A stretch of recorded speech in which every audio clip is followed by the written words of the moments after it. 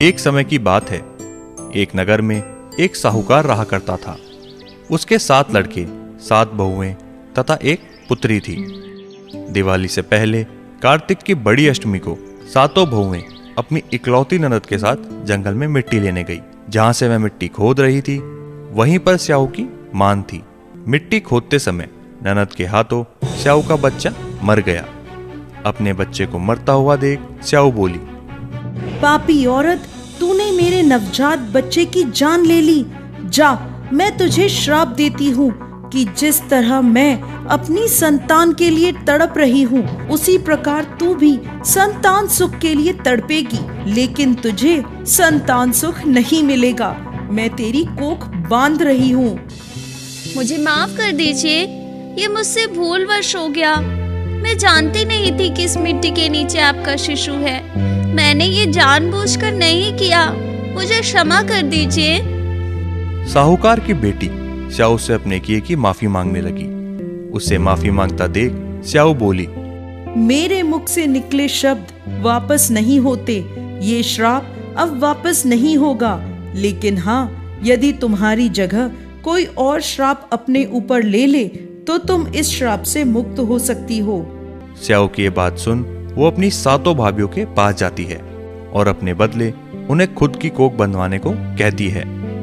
लेकिन सभी भाभियां उसे इनकार कर देती है, परंतु सबसे छोटी भाभी ननद का श्राप अपने ऊपर लेने के लिए मान जाती है और अपनी ननद के बदले वो अपनी कोख बंधवा लेती है। इसके बाद छोटी बहू को जो भी बच्चा होता, वह श्राप के कारण 7 दिन बाद ही मर जाता। इससे वो बहुत दुखी रहने लगी।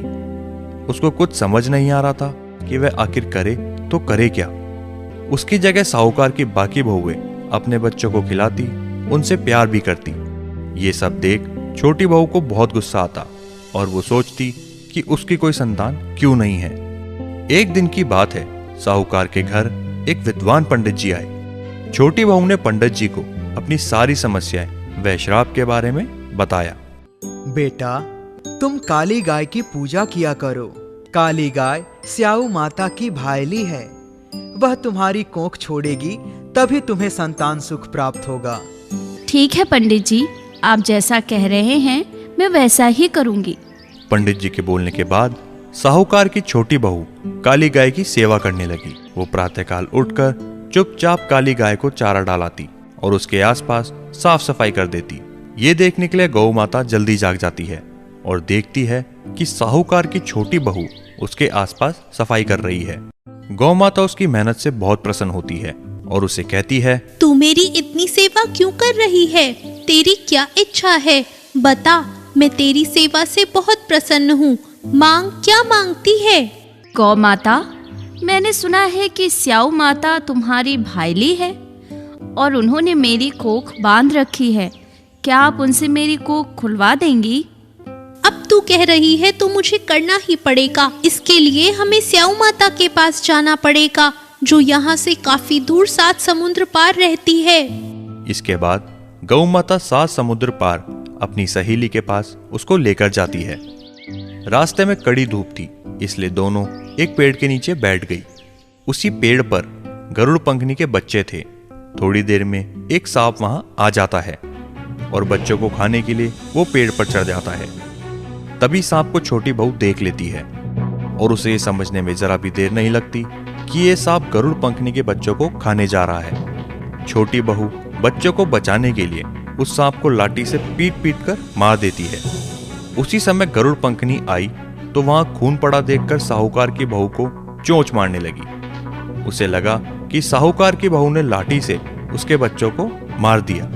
पापी औरत, तूने इतनी बेरहमी से मेरे बच्चों को मार दिया।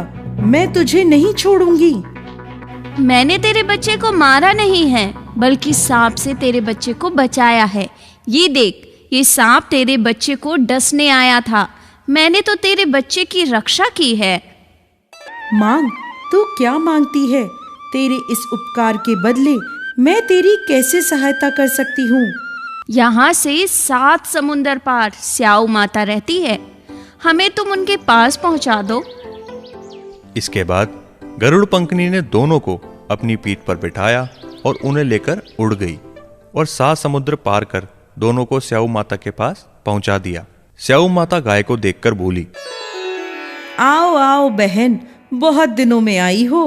सुनो, मेरे सिर में जुएं पड़ गई हैं, जरा निकाल दो।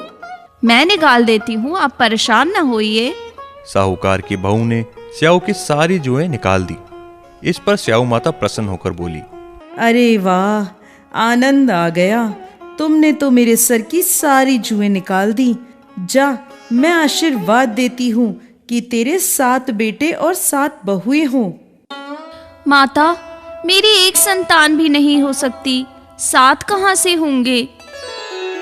वचन दिया है, वचन से फिरूंगी तो धोबी के कुंड में नहाऊंगी।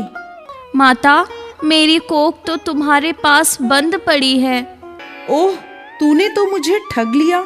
मैं तेरी कोख खोलती तो नहीं, लेकिन अब खोलनी पड़ेगी। जा, तेरे घर में तुझे 7 बेटे और 7 बहुएं मिलेंगी। अब तू अपने घर जा और अहोई माता का उद्यापन कर और व्रत करके 7 कढ़ाई बनाना। स्याऊ माता से आशीर्वाद लेकर वह घर आई तो उसने देखा कि घर में 7 बेटे और 7 बहुएं बैठी है। यह देख वह बहुत खुश हुई। उसने 7 कढ़ाई बनाई और व्रत करके अहोई का उद्यापन किया। स्याऊ माता के आशीर्वाद से छोटी बहू का घर चहक उठा था। उसके बच्चे उसे वापस मिल गए। वहीं दूसरी ओर साहूकार की बाकी 6 बहुएं कहने लगी, अरे अरे, जल्दी जल्दी पूजा कर लो, कहीं छोटी बहू बच्चों को याद करके रोने ना लगे। बेटा चिंटू, जाओ एक बार चाची को देखकर आओ, वो क्या कर रही है। अपनी माँ की बात सुनकर बच्चा भागते हुए छोटी बहू के घर पहुंचा। वहां पर उसने देखा कि वहां पर कितनी चहल पहल हो रही है और साहूकार की छोटी बहू कुंड मांज रही है। चिंटू ने यह देखा और वापस जाकर सबको बता दिया। यह सुनते ही जेठानियां दौड़कर उसके घर गई और सब अपनी आंखों से देखकर चौंक गई। उनकी हैरानी का कोई ठिकाना नहीं था। उन्होंने देखा कि छोटी बहू अपने 7 बच्चों और बहुओं के साथ अहोई का उद्यापन कर रही है। दीदी, ये सब क्या तुम्हारी संतानें हैं? हाँ, ये मेरा परिवार है। पर तुमको तो स्याऊ माता ने श्राप दिया था, तुमने कोख कैसे खुलवाई? तुमने तो कोख बंधाई नहीं, मैंने बंधा ली। लेकिन अब स्याऊ माता ने मुझ पर कृपा कर दी है और अब उन्होंने ही मेरी कोख खोल दी है। तो इस प्रकार से स्याऊ माता ने साहूकार की छोटी बहू की कोख खोल दी। इसके बाद साहूकार की बहू खुशी खुशी अपने परिवार के साथ रहने लगी।